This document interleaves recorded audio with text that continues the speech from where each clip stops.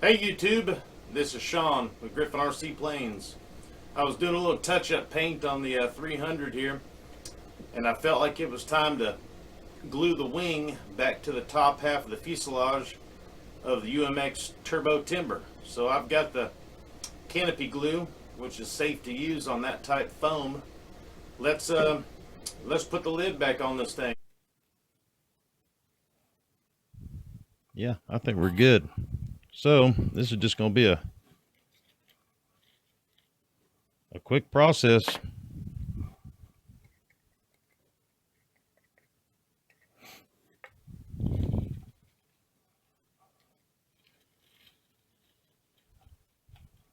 going to do. Well, we're just going to do it. That's what we're going to do.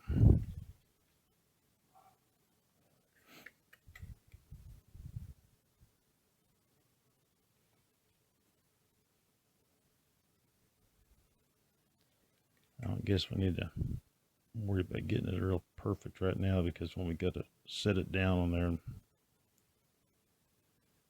that'll kind of smush it. And we can try to get some in from the,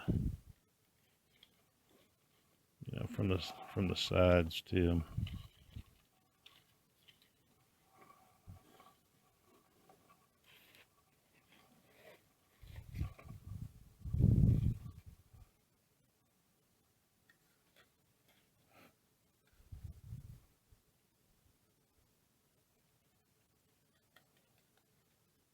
Oh yeah, like that. And like that. We'll see if this is enough.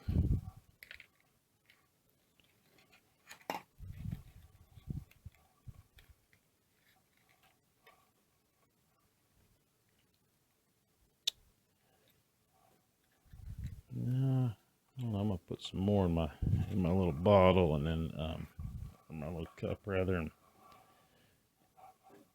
just drizzle it in places, and then we'll figure out something to set on it. Yeah, we got to the both front and the back needs to have glue as well. So there's that.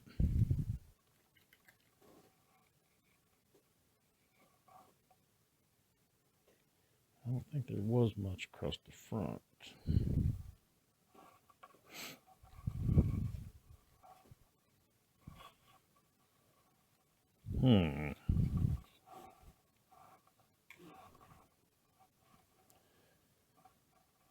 Kind of a process right here, huh?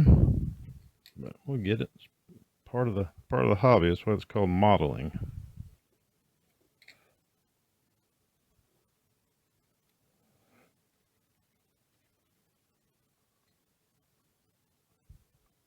Oh yeah. Kind of holding it loose and just kind of putting it in there. And then we got the back piece back here by this light.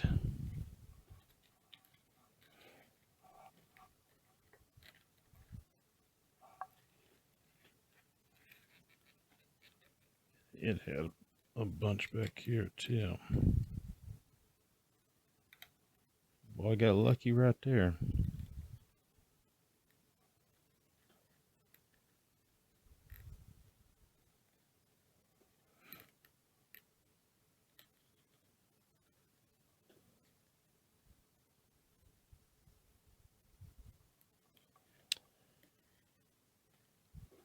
All right, now we just got this other side. That's good. See, I'm squishing it down. It's kind of oozing out. That tells me we're doing good. That's making contact. And we kind of do that same thing here.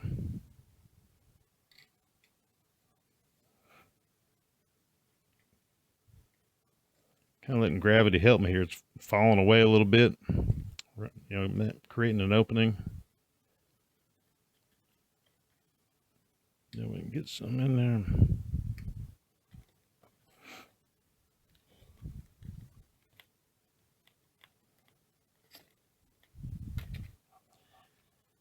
not seeing it squish into the inside. So I don't know if that means we're not getting enough or what.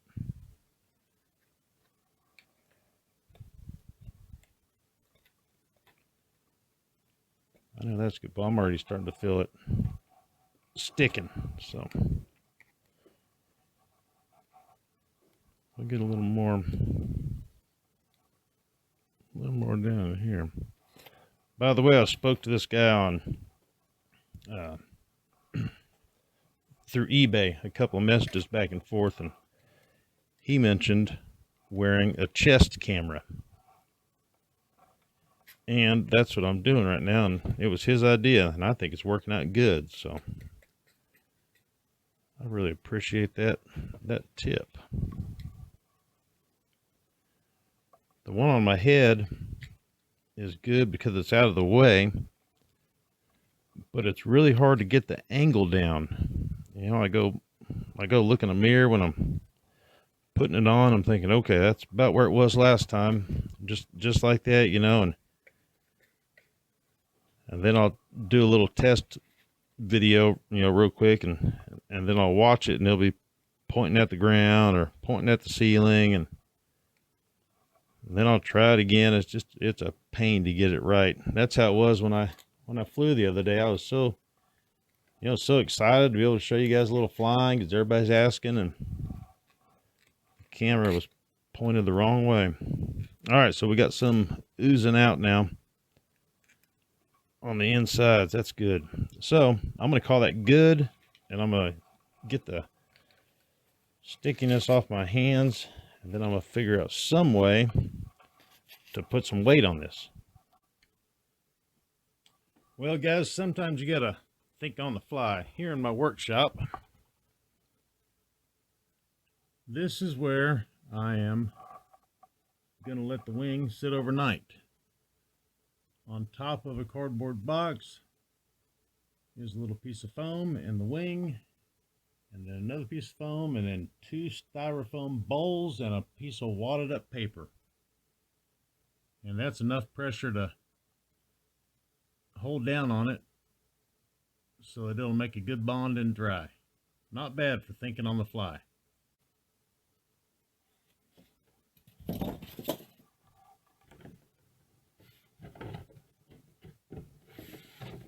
One really cool thing about these UMX turbo timbers, or all the UMX planes, is they come with this portable garage for your plane that you can keep forever. You can transport it. You put the plane in there when it's in one piece. You put this little lid on it, locks it down like so, and now you got a handle. Take it anywhere you want to go. All right, now that we got the lid glued back on the turbo timber and that top secret place where it's going to dry overnight, we'll see what either tomorrow or the day after we'll finish putting it back together and then give it its first test flight. Hey, coming up, I'm going to do a little quick video about the differences of programming these 2 receivers. This one in my left hand is a 636A, and this one is a 631. This is a smart one that you program it through forward programming, which is through your transmitter. And this one, you program it through either a Bluetooth module and an app on your phone or a tablet, or through a USB cable directly through your computer. That's my preferred way to do it, and the easiest I've found. But I'm going to do a short little video comparing the two, just to help a couple guys out that I've recently spoke to about it. But all right, until next time, you'll see me here. Thank you.